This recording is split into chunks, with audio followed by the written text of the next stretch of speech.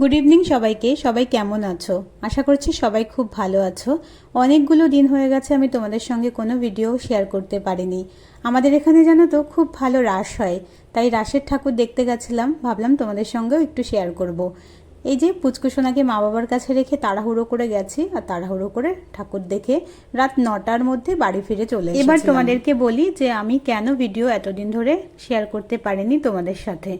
পুচকুসোনাকে নিয়ে সংসারের সমস্ত কাজকর্ম আমাকে একা হাতে করতে হয়। রান্নাবান্না থেকে শুরু করে, জানোই তো একটা সংসারে কত কাজ থাকে, সকাল থেকে শুরু করি আর সেই দুপুরবেলা খাওয়া পর্যন্ত এক ফোঁটাও দুটো পা এক জায়গায় করতে পারে না। তাও আমার হাজব্যান্ড বাড়িতেই থাকে, সেই জন্য আমার অনেকটা ও হেল্প করে দেয়। মানে মাঝে মধ্যে পুচকুসোনার জামা কাপড়ও ধুয়ে দেয়, মাঝে মধ্যে আমাকে একটু রান্নায়ও হেল্প করে, টুকিটাকি একটু আধটু করে দেয়। পুচকুসোনাকে কোলে নিয়ে ঘোরে, যেই টাইমটায় আমি রান্না করি সেই টাইমটায়। তা না হলে তো মানে আমাদের না খেয়েই থাকতে হতো, এরকম মানে পরিস্থিতি। আমাদের বাড়িতে আর কেউ নেই যে আমার পুচকুসোনাকে একটু কোলে নিয়ে ঘুরবে বা একটু আদর করবে। বাচ্চারা তো একটু কোল ভালোবাসে, কিন্তু দেখো আমার পুচকুসোনার কপালটা কেমন, আমরা দুজনা ছাড়া ওর আর কেউ নেই ওকে একটু কোলে নিয়ে ঘোরার।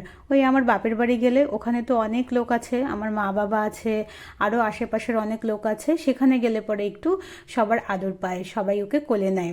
তো যাই হোক, এই ছিল আমার এতদিন ভিডিও না ছাড়ার কারণ। এবার থেকে চেষ্টা করব প্রত্যেক দিন অল্প অল্প ক্লিপ তুলে তোমাদের সঙ্গে ভিডিও শেয়ার করার। সবাই খুব ভালো থেকো।